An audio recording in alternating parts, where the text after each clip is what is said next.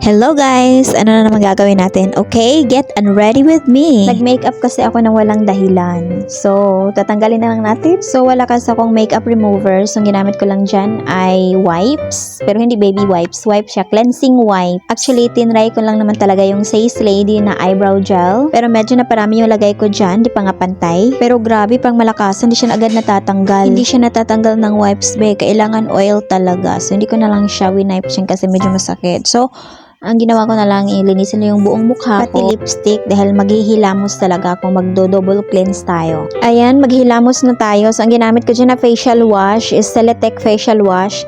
Nagagandahan ako sa kanya kasi ang bilis niyang gamitin. Mabilis siya nakakatanggal ng makeup talaga kaya wala akong makeup remover kasi ano na ako nito, believe na ako nito. Oh, tingnan mo yung kilay ko. Hindi na kailangan ng oil. Facial wash lang yan. So, I like it. So, 2 beses talaga ako naghilamos kasi para ma-double cleanse talaga. At dumako na naman tayo dito sa next step natin. Okay, naglalagay na ako ng face mist and then yung toner natin na Lux Organics. Ewan ko ba, ba't ang liit lang ng koto na ginamit ko dyan. But anyway, malinis naman yung mukha natin dyan. So, wala na talagang mga residue na makeup. At maglalagay na tayo ng lip balm para to moisturize our lips. Nivea lip balm yung gamit ko dyan. At maglalagay na tayo ng face serum. So for now, ginamit natin yung L'Oreal serum.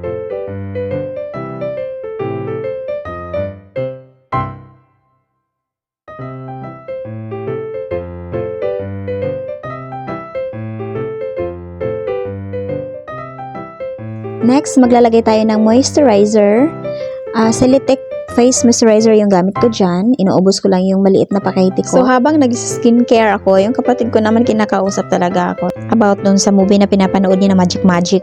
Okay, naglalagay na rin ako ng sunscreen. Of course, kahit gabi magsa-sunscreen pa rin tayo, no? Kasi gumagamit tayo ng laptop tsaka cellphone for protection sa face natin. So, pinaka-favorite ko talaga na sunscreen is Lux Organics din. Yung tinted kasi after maglagay, parang naka-powder finish ka na. At next na ilalagay natin ay night cream. Ang ginamit ko naman dyan ay Rose Whitening Night Cream from iWhite, made from Korea. As in, paubos na talaga itong ginagamit ko. So, bibili naman ako ng bago. Okay, dito na tayo sa exciting part. Mag-face massage na tayo. Madali lang siyang i-massage kasi na-moisturize na yung face ko. At nakaka-relax siya ng face natin, besh. So, dahil maliit na nga yung face massager ko, so, binigyan ako ng kapatid ko ng malaki version. Char. May battery yan at saka nagbabibrate na panahon na talaga para magpaalam. Nahulog na talaga siya. At gamitin na natin to. At yun lang, mahirap buksan kapag mataas yung kuko mo. So, ito, nabili namin to dito sa TikTok shop. So, lalagay ko na lang yung link. Hay nako, nakakapagod talaga maging babae. Ang daming anik-anik. Hehe, chares.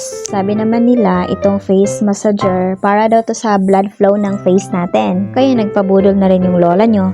Ayan, kung tinatanong nyo, paano ba siya gamitin? Ganyan-ganyan lang din. Tapos yung feeling ko naman is parang umiinit yung face ko. Parang yung blood ko talaga nagfo-flow. Ganun. So, hindi ko naman to ginagawa talaga araw-araw na mag-face massage ako. So, siguro mga once a week, twice a week, ganun lang.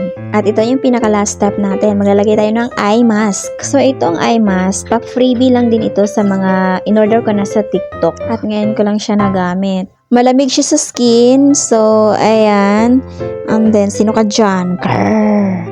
So, we are almost done. So, ito na pinaka-last talaga. Tatanggalin na natin yung eye mask. Ayan, tingnan yung skin ko dyan. Napaka-moisturize. So, napagod na ang lola nyo. Ang dami natin pinagdaanan. Ang kapoy magiging babae. Okay, bye. Thank you for watching.